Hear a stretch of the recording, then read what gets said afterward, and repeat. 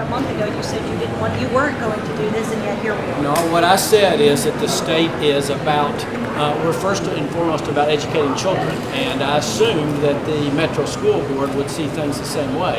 And when the second time when they made a decision, again, when their own attorney says, hey, on a scale of 1 to 10, this is about a 9 or 10 in terms of certainty, when their own attorney tells them that they're violating state law, we can't just stand back. So we did come up with our action, like I said, addressed as much as possible, keeping it away from the students.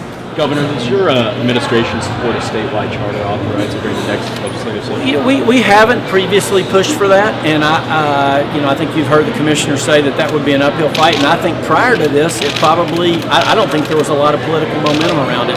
We'll have to see what the General Assembly how they react to that this year. But prior to this, that was not something that was on our agenda at all. Seems like one way to avoid this. Is it on your agenda now?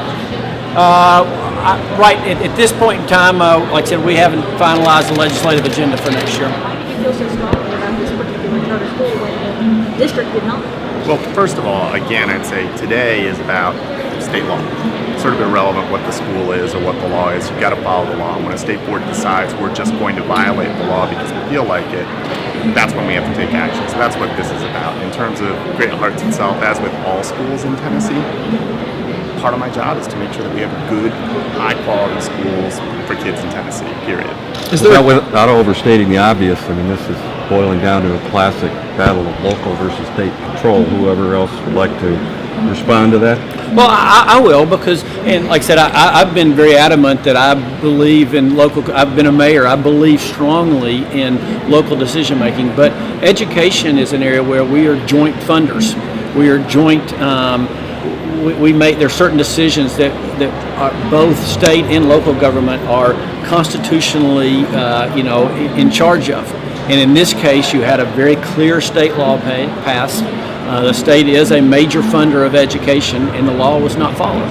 This was one avenue of choice that they would like to have seen in West Nashville, and I'm disappointed that the children of the state are not going to be able to participate in a public school charter that, quite frankly, has had a tremendous amount of success in other states. Is there a way out of this for Metro? I mean, and have you had any conversations with Metro about what has happened here in the last 24 hours or this morning? Well, certainly we want to look for a way for this to be successful, because the bottom line always is, how do we best meet the needs of the children of the state?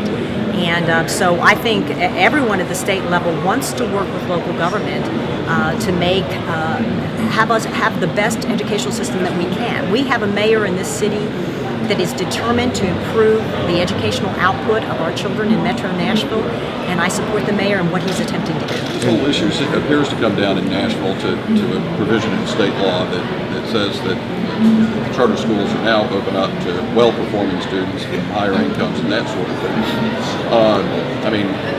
It appears that this is being shoved down the throats of local school systems, which I think are objected to it. But, is that not the case, and how do things go forward from here? No, I view this as not about that law. It's about the law on how charters get authorized and what the authority is of the State Board of Education.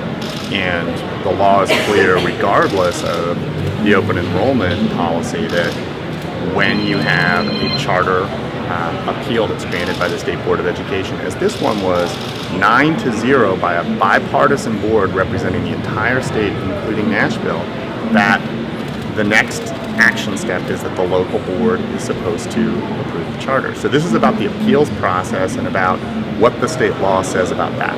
There's not much to discuss. I mean, it's plain what the state law is. If you meet those qualifications, then you're supposed to be issued the charter. And not once, now but twice, they've been given the chance to do that.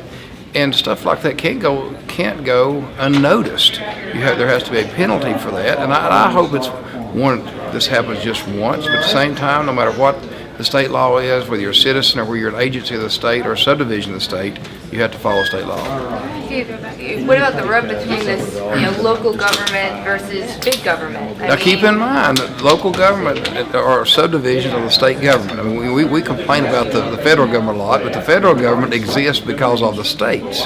Now, cities, counties, and local school systems exist because of the states give them that authority. And so we share money with them. As a matter of fact, in most cases, not all cases, the majority of the money coming into the school system comes from the state.